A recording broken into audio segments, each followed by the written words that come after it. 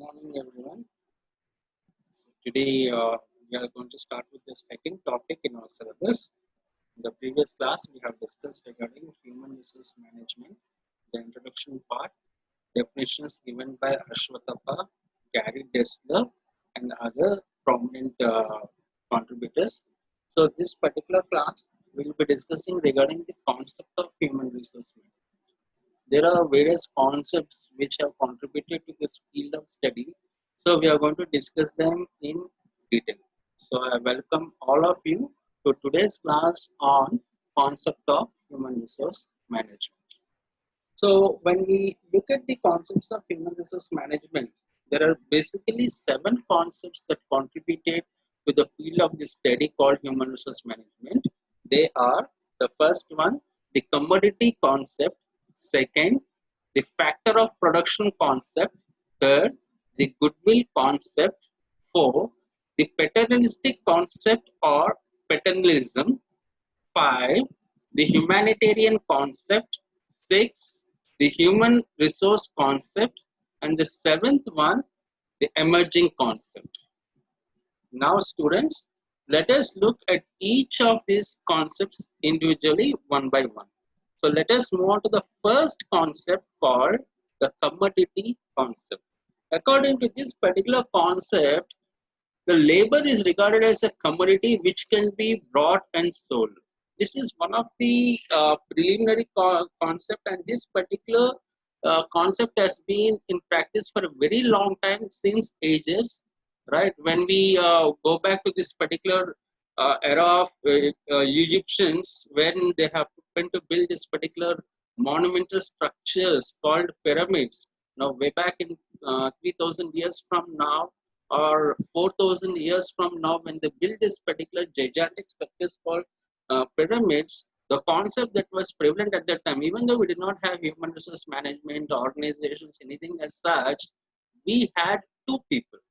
We had the person who employed them, that is nothing but the king and his subjects, and the people who worked for them, called as slaves. Those days we did not use the term like, you know, employee, worker, labor. These particular terms were not there in the circulation. There were only two people, master and slave. Right. So he there at in that particular time, the labor were treated as slaves, and that's the reason when they're treated as slaves, they can be brought and sold. So this particular sales were purchased. This particular sales were sold to people, right? And there was very little thing that could do to for protecting their particular rights and all. Later, between 17th century to 18th century, when scientific civilization started, when man started discovering, when man started inventing many new things, organizations slowly started coming into the picture. For example, now Graham Bell invented telephone. Now, based on that, he started a company called Bell Laboratories. Similarly, Thomas Alva Edison invented the electric bulb. Based on his invention, General Electric was started. So, for each of these inventions, we had a new company. Similarly, Henry Ford automobile, right? Dunlop tires. John Dunlop is the person, the first one who happened to invent this particular something called as a tire. Now, based on his invention, he started this particular company called as Dunlop Tires. Right. So, like this, and in that part, in those particular days, when I'm talking about between 1800 to 1900 or 1700 to 1800, that particular time, almost 200 and 300 years back, we still had slavery. Right. You may not believe me, but people, black Americans in United States were still fighting for their civil rights, were still fighting for abolition of slavery as early as 1960s, right? So at 19, even in 1960s, 70s, when most of the world happened to come out of this particular slavery, gained independence, started governing themselves, we still have this particular thing in United States then, right? So treating labor as a commodity is not a new thing. For ages, this particular concept has been carried out. And whatever government, see, United States, when they started, when Columbus discovered United States later, in the year 17, sometime between 1700 to 1800, they gained independence, and they formed as a when they formed as a nation, they formed as a government. They established a government. They formed as a republic, right? It's not like a kingdom. They formed as a republic. In spite of that, government has done very little to protect this particular work, right? Even though it's a republic form of government that we had in the United States, this community concept was very much prevalent for almost 200 years or 150 years. The next concept is the factor of production concept. Here, according to this particular concept, we treat employees or we treat workers or labor as one of the factor of production. Right. Now, what happens in this particular concept? See, the remaining factors of production like money, material, land, and all, they are not money, material, machine. These particular things, they do not have life. So there's nothing like dignity attached to them. Now we attach something with dignity, right? We respect something which has got life. Now, among all the factors of production, the only thing that has got life and where dignity needs to be attached is the labor, because they have where they are people. But here, according to this particular concept, here in this particular factor of production concept, we treated labor as one of the factors of production. So nothing much was done to ease their feelings. Nothing much was done to ease their burden or make them feel good, right? So that particular concept of slavery still continued, right? The only change is now people were not buying and selling people like in the first one, right? In the commodity concept, people were buying and selling, but here people were not buying and selling, right? But they were not treated with respect. They were not given that much importance.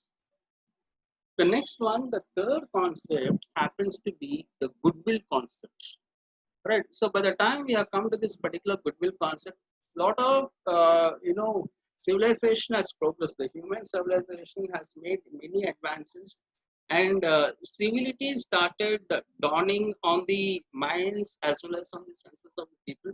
So now we started treating people with respect. We started coming to this particular conclusion. End of the day, the labor is also human like us. End of the day, the labor also has got certain emotions, right? They're as much as us. So that's when the whole concept of treating the labor now completely started changing. And around this particular, by the time we had this particular goodwill concept, now kings and kingdoms were removed. In place of this particular kings and kingdoms, we started having governments.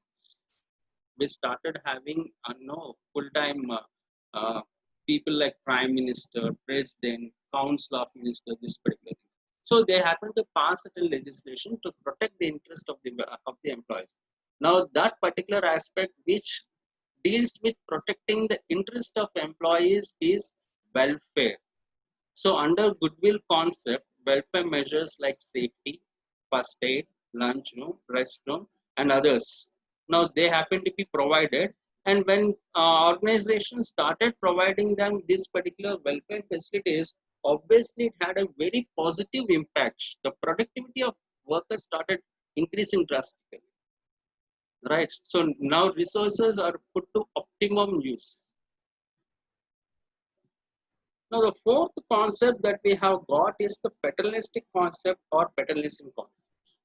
Now, this comes into the picture in the 20th century. So here, organizations, in this particular later part of this particular 20th century, the entire relationship, right, this particular, the chemistry or the relationship or the bond between the management and the workers, owner and labor, employee and employer started changing. So it was no longer a master and slave concept. It's no longer like you're a commodity or you're one of the factors of production. They started when goodwill concept came, we started treating them with respect. We started treating our workers, we started treating the labor with some dignity, with certain respect. So by the time we came to the capitalism, now the relationship changed to something like father and son, or the relationship was changed between something like parents and children. Now the workers were treated as children, and this particular management was assumed as parents. So when in this particular nature of the relationship between parent and children, the children are not going to ask parents, I want this, I want that, and all. Now even before the children ask, parents will provide for them. Parents are going to take care of all their needs. Parents understand the wants and the desires of the children and they provide. The same is the case here, right? In the paternalistic concept, workers need not ask, workers need not demand, right? So this particular management will have a mind of this particular worker, right? And then they happen to take care of all their needs. The only place where this particular paternalism concept has been very successfully implemented is in Japan, right? Japanese philosophy or Japanese management strongly believes in this particular concept of HR called paternalism, right? So here we assume them like fatherly relationship and a positive attitude towards employees. The next is the humanitarian concept, all right? Now in this particular humanitarian concept, now, one of the contributors of the humanitarian concept is Elton Mayo. Elton Mayo is also called as the father of human resource management. So, the father of human resource management, Elton Mayo, contributed to this particular concept. So, here, what we understand is to improve productivity, organization should meet the physical, social, and psychological needs. Right now, these are the needs which are covered under Maslow's hierarchy, Maslow's hierarchy need theory. Right. So we have at the bottom of the pyramid, we have physical need. Above that, we have this particular psychological need, and above that, we have the social need, self-esteem, and self-actualization. Right. So in that particular concept, organization should first provide good clothing, shelter, the physical need, right? So giving them uniforms, giving them aprons, giving them shoe, giving them helmet, building quarters for them so that they can live, right? And giving them fair wages, those things are being covered, right? And then this particular psychological needs are also being met. Psychological needs here like children's education, sponsoring children's education, right? Or building schools for the particular children education. And then we also have the welfare facilities. We have the non-statutory welfare facilities like building stadiums for their physical health, and also like building a community hall, so that say in case they want to have any social functions, now when they go outside it costs them so much. Similarly providing canteen facilities. No, so here organization is going beyond, right? All these things are not compulsory, all these things are not mandatory. Nobody is telling the organization you have to provide them. If you're not going to provide them, we will penalize you, or we are going to take action against you. Nobody says that, nobody does that. But organization on its own happens to do that. See, you see a complete change in the mindset here, complete change the way we are treating people, the way we are looking at our employees. Right? We started off treating employees as slaves, and then employees one of the factor of the production, and then slowly we started taking care of them, then became father and children, of parents and children relationship. Now we're talking about humanity. We are talking about looking at the employees or looking at the workers from an humanitarian point of view. So when we start looking them at this particular humanitarian point of view, organization goes beyond and does philanthropy, right? So that's how you happen to take care of them. So here we recognize under the humanitarian concept organization as a social system, and it has both economic and social damage. When you recognize that, that's when you can implement this particular humanitarian concept. The next is our human resource concept, correct? So when we move from humanitarian, when we come to human resource, we start recognizing that employees are very important, and I mean, this particular sense dawns to the employer. Organizations cannot exist, or organizations cease to exist if they do not have the employees. So suddenly there's a whole shift from being treated as a factor of production, or from being treated as children, now giving a lot of importance, giving a lot of significance to them. Now, why this particular, treatment starting? I mean, this particular change in the mindset, like treating workers as a resource, treating workers as a talent, came to the picture is when multinational organizations started flourishing. Now, competition also became very intense, and at the same time, around the world, almost all the economies transited from the secondary sector to the tertiary sector. The world was moving from industrialization to society to services driven economy. Right? Even in India, after 2000, our economy is driven by the services. More than 50% of the GDP contribution to our economy for the last 20 or 25 years has been from the services sector. Right? So services sector is basically people driven sector. It is during this particular transition time we had this particular concept called human resource concept, where employees are treated as the most valuable assets. Right? They're treated as the most valuable assets, and organization makes every conscious effort by satisfying the needs and aspiration of employees. Only when they satisfy the needs and aspiration of the employees in turn will help an organization to reach its goals. They'll help an organization to accomplish its objective. So the growth in the organization in terms of the revenue, in terms of the market share and all, can happen only when you can satisfy the needs and aspiration of the employees. So that's what this human resource concept does. So the next one, and you know, the last one happens to be the emerging concept, right? So a lot of changes are happening in the field of human resource management. In the 21st century, most of the organizations started replacing the name of HRM with HRD. It's no more managing the human resources. It's all about developing the human resources. So the new word or the new phrase that has been coined in the HR cycles across the multinational as well as domestic companies is HRD. Okay, so HRD or human resource development is the new trend that has started.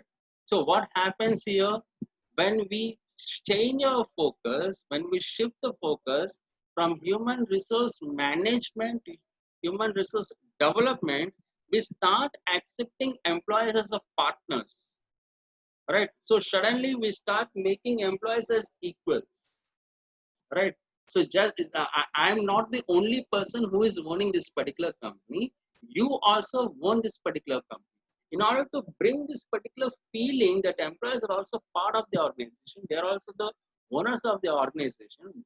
In services sector, most organizations happen to implement a scheme called ESOP, that is employee stock option.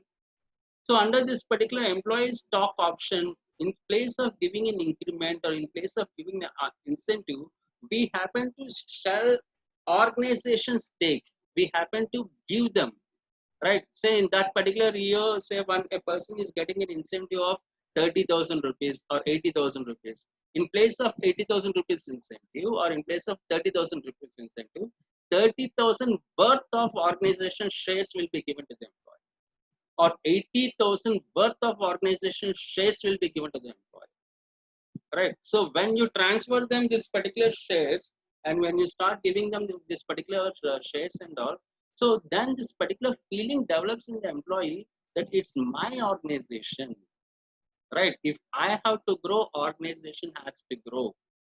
If my salary has to increase, organization revenue has to increase.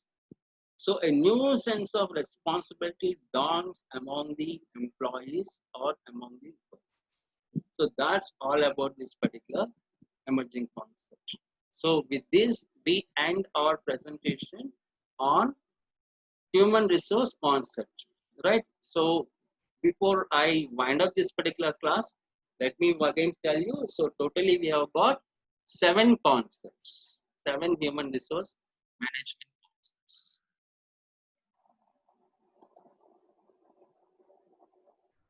Okay, where is it?